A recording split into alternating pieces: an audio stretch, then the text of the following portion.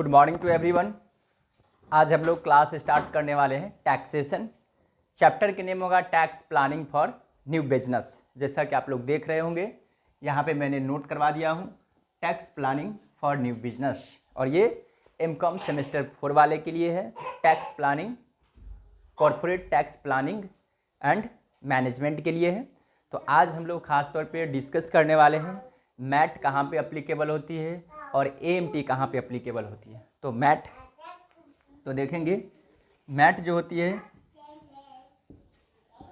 एक होती है मैट इसको मैं इसको कह सकता हूँ मिनिमम अल्टरनेट टैक्स मैट। तो आप समझेंगे कि मैट जो होती है वो कंपनी पे एप्लीकेबल होती है।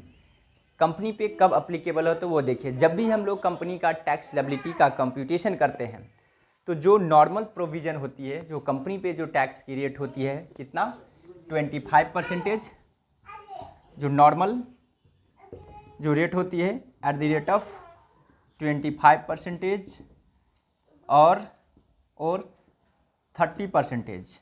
ठीक है, एक ये और दूसरा ये हो गया ए। और बी में मैट जो होगा यानी कि बुक प्रॉफिट जो आती है अंडर सेक्शन 115 जेबी के according eight the rate of 15%, ये निकाला जाएगा। इन दोनों में जो हायर होगा, इन दोनों में जो हाई होगा उतना किसी भी कंपनी को मिनिमम टैक्स पे करनी पड़ती है। क्या समझे, मैट का फुल फॉर्म है मिनिमम अल्टरनेट टैक्स। ठीक है, ठीक है। तो मैट क्या समझे कि कहाँ पे एप्लीकेबल होती है, कंपनी पे होती है। इसका फुल नेम है मिनिमम अल्टरनेट टैक्स। कंपनी को जब भी हम लोग टैक्स का कंप्यूटेशन करेंगे तो जो नॉर्मल रेट से जो टैक्स की रेट होती है 25% या 30%, और दूसरा बुक प्रॉफिट का जो बुक प्रॉफिट होती है अंडर सेक्शन 115 जेबी का 15% निकालेंगे। उन दोनों में जो हाई होगा उतना किसी भी कंपनी को टैक्स पे करनी पड़ेगी। ठीक है, बात रहा मैट की। अब देखेंगे एएमटी।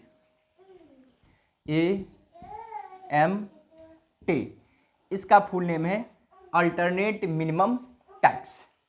क्या समझे, अल्टरनेट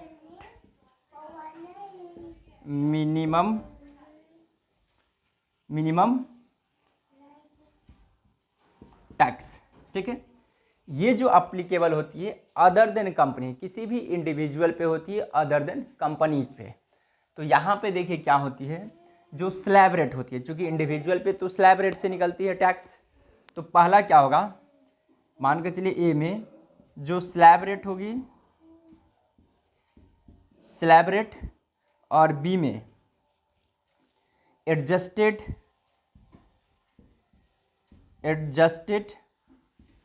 टोटल इनकम का एट द रेट ऑफ 18.5%, जो दोनों में आपको बड़ा होगा, हाई होगा, उतना किसी भी इंडिविजुअल को टैक्स पे करना पड़ेगा। अब रहा बात कि एएमटी एप्लीकेबल कहाँ पे होती है, किस केसेस में होती है।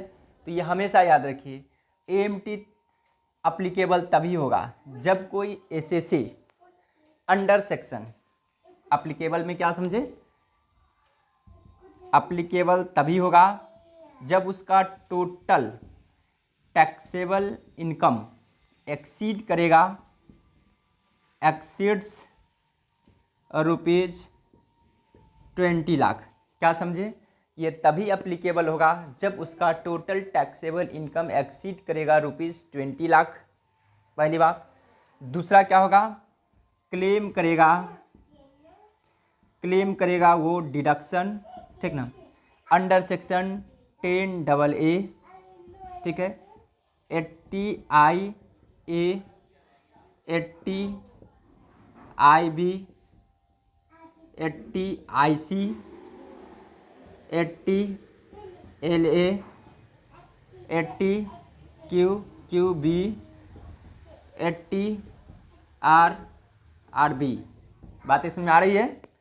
अगर इन प्रकार का किसी भी प्रकार का डिडक्शन का उन्होंने यदि क्लेम करती है तो उस टाइप के एसएससी अर्थात ऐसे इंडिविजुअल पे एएमटी रूल्स अप्लीकेबल कर जाएगा। क्या समझे? यदि उसका टैक्सेबल इनकम अगर 20 लाख से लेस देन है तो वहाँ पे अप्लाई नहीं होगा। इसका मतलब ये हुआ कि यदि उसका टोटल टैक्सेबल इनकम एक्सीड करेगा 20 लाख, मतलब टोटल इनकम जब 20 लाख से ज़्यादा होगा तो अप्लाई होगा। और दूसरी बात, यदि वो क्लेम करेगा deduction under section 10AA, 80 IA, 80 IB, 80 IC, 80 LA, 80 QQB, 80 RRB, तभी वहाँ पर AMT अप्लाई होगा। अब एडजस्टेड टोटल इनकम कैसे निकलेगा, इस पर भी हम लोग को डिस्कस करना पड़ेगा। तो देखेंगे एडजस्टेड टोटल इनकम निकालने के लिए हम लोग को क्या करना पड़ेगा, जो उसका टोटल इनकम होगा, ठीक है, कुछ भी होगा, उसमें ऐड करना पड़ेगा जो भी डिडक्शन होगा, ठीक है। उसके बाद क्लेम करेगा अंडर सेक्शन 10AA, उसके बाद क्लेम करेगा 35AD। इन सभी को मैं ऐड कर दूंगा और जो भी आएंगे उसको मैं बोलूँगा एडजस्टेड टोटल इनकम। इसका निकाला जाएगा कितना, 18.5%। ये जो होती है अंडर सेक्शन 115JC के अकॉर्डिंग होती है। बातें समझ आ रही होगी। मैट जो अप्लीकेबल होती है वो 115 के अकॉर्डिंग होती है और AMT जो होती है 115 JC के अकॉर्डिंग होती है। बातें समझ में आ गई कि मैट कहाँ पे अप्लीकेबल होगी और AMT कहाँ पे अप्लीकेबल होगी, इन चीज़ों को आप लोग समझ गए। अब मैं एक छोटा सा एग्जाम्पल लिया हूँ, इस एग्जाम्पल के बेसिस पे मैं आपको प्रैक्टिकल में क्वेश्चन को सॉल्व करता हूँ ताकि आपको और क्लियर हो जाएंगे। जिनके पास भी HC मल्होत्रा जी का बुक होगा वो जाएंगे और इसी से रिलेटेड इसी कॉन्सेप्ट के बेस्ड पे इलस्ट्रेशन नंबर 19 होगा, उसको बनाएंगे। हद तक मैंने उसी टाइप का एक क्वेश्चन मैंने यहाँ पर लिया हूँ और आप लोग बनाएंगे। सिर्फ डिफरेंस इतना ही होगा कि यहाँ मैंने लिखवाया हूँ income of firm after deduction under section 10AA 64 lakh rupees 56 lakh. मतलब ये वहाँ पे लिखा होगा डिडक्शन आपको दिया रहेगा 28 लाख रुपया, 32 लाख रुपया और टोटल इनकम 28 लाख होगा। डिफरेंस इतना ही होगा सिर्फ अमाउंट का। यहाँ पे मैंने एस्टिमेटेड इनकम लिखवाया 50 लाख, वहाँ पे शायद होगा 40 लाख रुपया होगा, ठीक है। तो कुछ यही सब थोड़ा बहुत डिफरेंस होगी बट क्वेश्चन सेम होंगे और आपको कहेगा कि आप ये एडवाइस दीजिए एज ए टैक्स एक्सपर्ट के पॉइंट ऑफ व्यू से कि उस पर्सन को, उस एसएससी को as a partnership form business setup करनी चाहिए या कंपनी का बिजनेस सेटअप करनी चाहिए। तो हम लोग किस तरह एडवाइस देंगे, जिसमें टैक्स मिनिमम होगा उस फर्म को हम लोग ऑर्गेनाइज सेटअप करने के लिए हम लोग एडवाइस देंगे। तो चलते हैं इस क्वेश्चन को हम लोग सॉल्व करते हैं, उसके बाद आगे हम लोग बढ़ते हैं।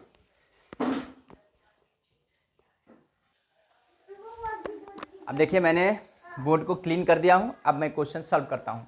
देखिए कहता है estimated income of companies rupees 50 lakh, book profit under section 115 JB के according 80 lakh, income of firm after deducting 64 lakh under section 10AA rupees 56,000। ये अंडर सेक्शन 10AA क्या होता है, यदि कोई न्यूली सेटअप बिजनेस है स्पेशल इकोनॉमिक जोन में तो उसे अंडर सेक्शन 10AA के अकॉर्डिंग क्या होती है, डिडक्शन मिलती है उसकी। तो सबसे पहले हम लोग को करना क्या है और आपको एडवाइस देना है कि इसमें से फर्म बिजनेस को सेटअप करनी चाहिए या कंपनीज को, ठीक है।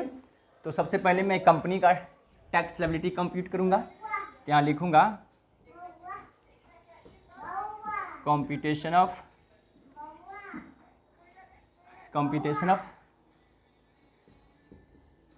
Tax liabilities of company. मैं पहले कंपनी का टैक्स लायबिलिटी निकालूंगा। तो देखिए एस्टिमेटेड इनकम दिया हुआ है तो होगा टैक्स ऑन टोटल इनकम कितना दिया हुआ रुपीज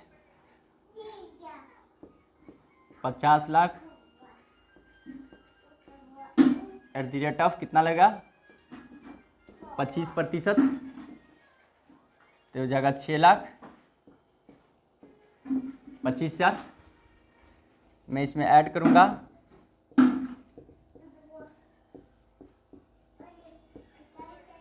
सरचार्ज,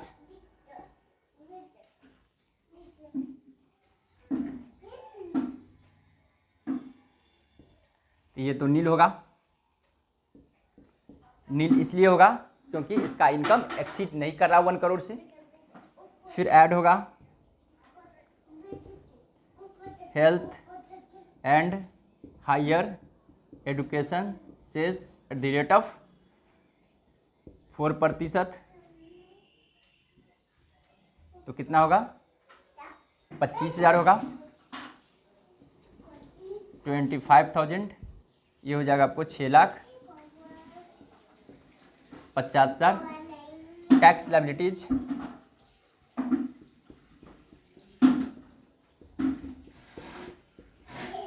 इसको मैं ए बोलूँगा। मतलब ये क्या हुआ, मैट चल रहा है, मतलब किसी कंपनी का मैं टैक्स लायबिलिटी कंप्यूटेशन कर रहा हूँ।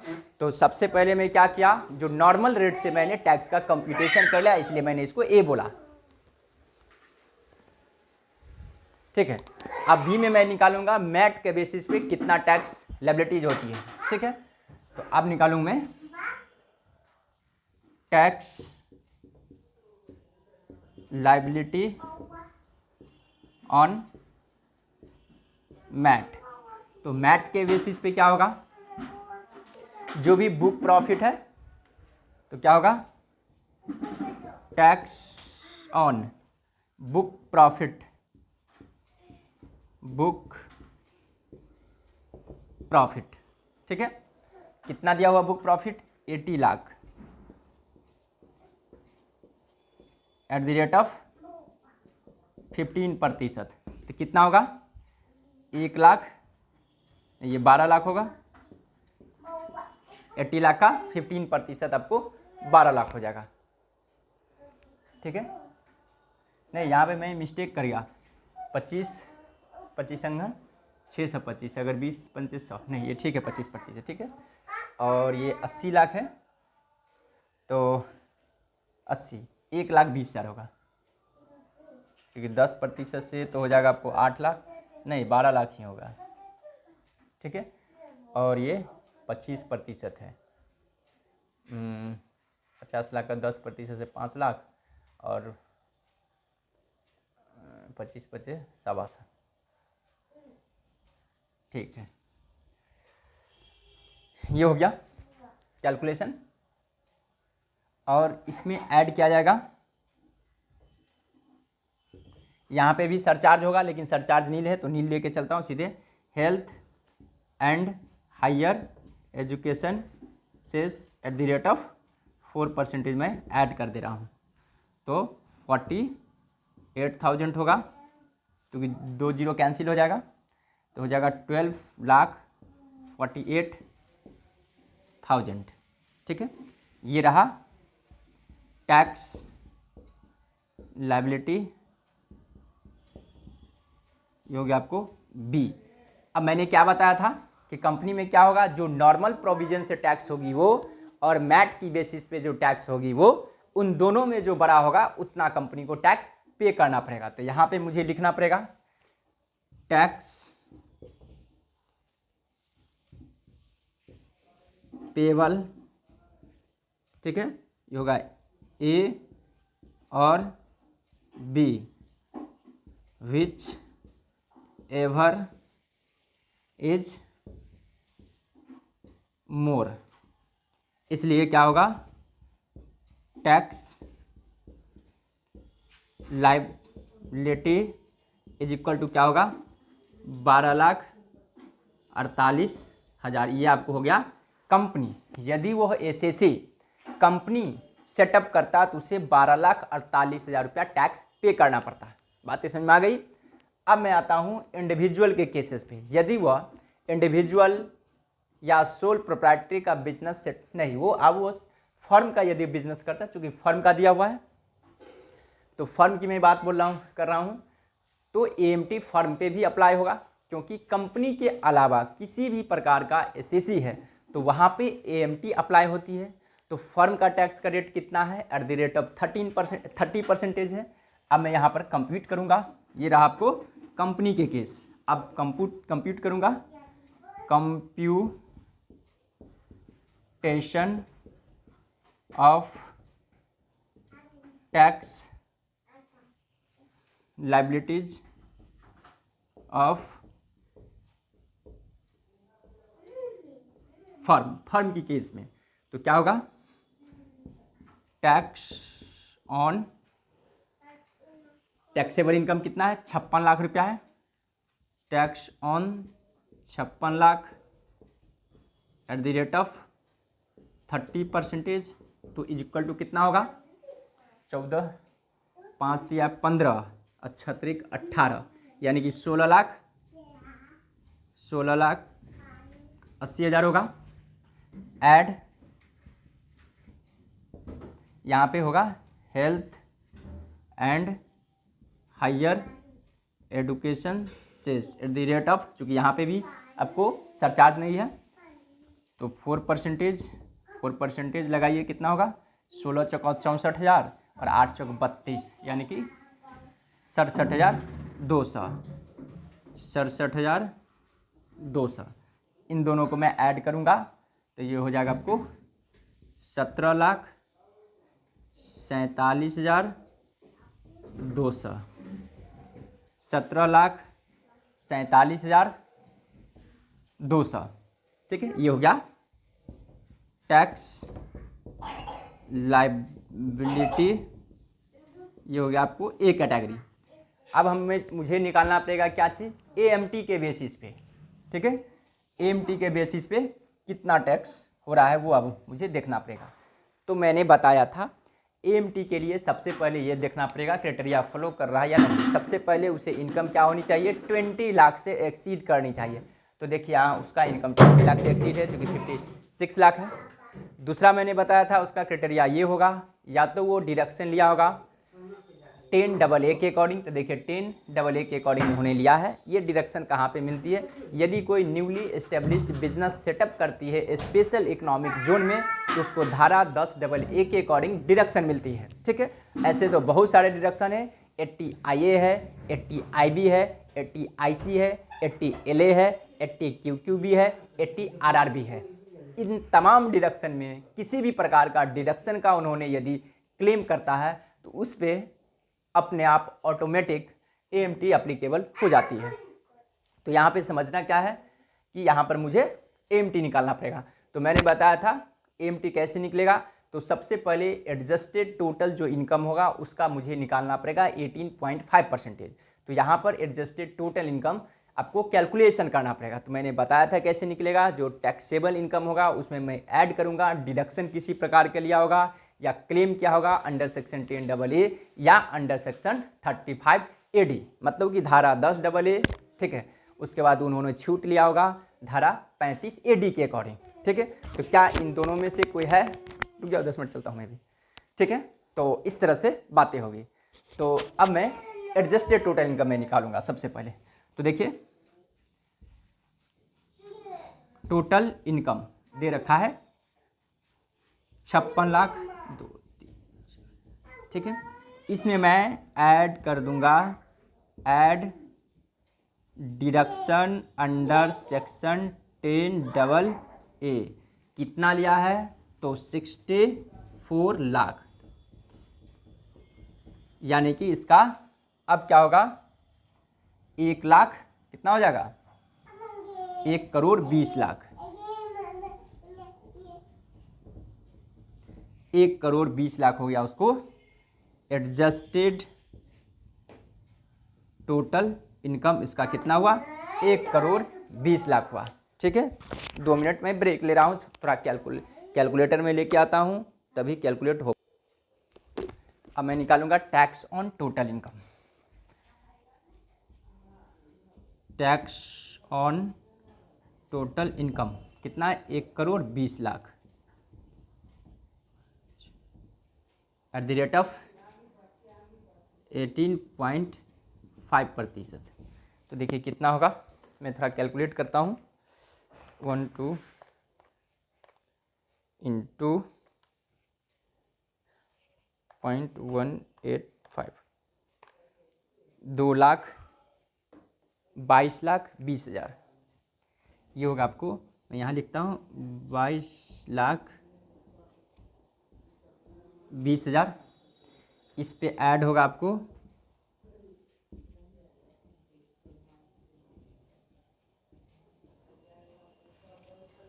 सरचार्ज होगा, क्योंकि यहाँ पे 1 करोड़ से एक्सीड कर गया तो सरचार्ज होगा, क्योंकि फॉर्म पे 12% होती है,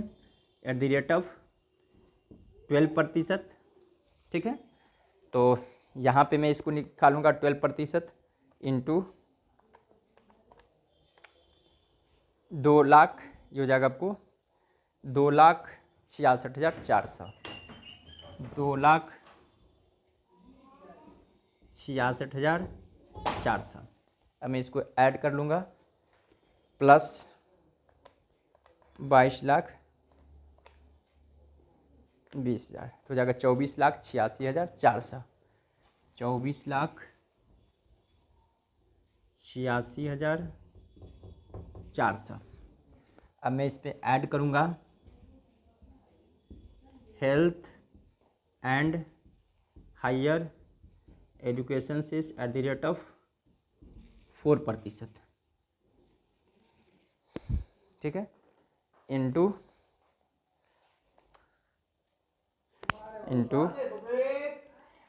0.04, ये हो जाएगा 99,456, 99,456। अब मैं इसको ऐड कर लूँगा प्लस 24,86,400, 25,85,000, 25,85,856। तो हो गया टैक्स लायबिलिटी, ये हो जाएगा बी। अब इन दोनों में बड़ा कितना हुआ, तो 25 लाख टैक्स हुआ। इसका मतलब ये हुआ कि फर्म के केस में कितना हुआ, टोटल 25,85,000 टैक्स हुआ। और यदि वो कंपनी सेटअप करता तो उसके लिए टैक्स लायबिलिटीज होता 12,48,000। इसका मतलब उस एसएससी को कंपनी का बिजनेस सेटअप करनी चाहिए, क्योंकि उसका टैक्स लायबिलिटीज क्या होगा, मिनिमाइज होगा, मिनिमम होगा। इसलिए हम लोग को एडवाइस देना पड़ेगा एज ए टैक्स एक्सपर्ट के पॉइंट ऑफ व्यू से कि उस एसएससी को बिजनेस सेटअप करनी चाहिए, क्योंकि उसका टैक्स लायबिलिटीज मिनिमम है देन किसका, फर्म के केस में। क्योंकि फर्म का बिजनेस सेटअप करेगा तो उसको 25,85,000 टैक्स देना पड़ेगा, और यदि वो बिजनेस सेटअप करती है तो 12,48,000। तो इससे क्या स्पष्ट हो रहा है कि टैक्स का एक्सपर्ट होने से कितना एडवांटेज है। क्योंकि देखिए सीधे 12,48,000 और यहाँ लग रहा है 25,50,000 से कितना का डिफरेंस है, 12-14 लाख रुपया की आपको बचत है। तो इसलिए टैक्स की नॉलेज होना काफ़ी इम्पोर्टेंस रखती है। कॉमर्स के साथ साथ यदि अदर कोई स्टूडेंट है तो उसके लिए भी एडवांटेज है, फ़ायदा है कि हमें किस टाइप का बिजनेस स्टार्ट करनी चाहिए, किस टाइप का बिजनेस को मैं फॉर्म करूं ताकि मेरा टैक्स मिनिमम हो, और साथ ही साथ मेरा पैसा भी वाइट मनी हो, किसी भी प्रकार का गवर्नमेंट हम लोग पे क्लेम नहीं कर सकती है, और विदाउट हेजिटेशन का जो भी मेरे पास मनी होगा, कैश होगा, उसको हम लोग इन्वेस्टमेंट कर सकते हैं। तो ओके, बाय बाय। आज की क्लास यहीं पर एंड हो रही है।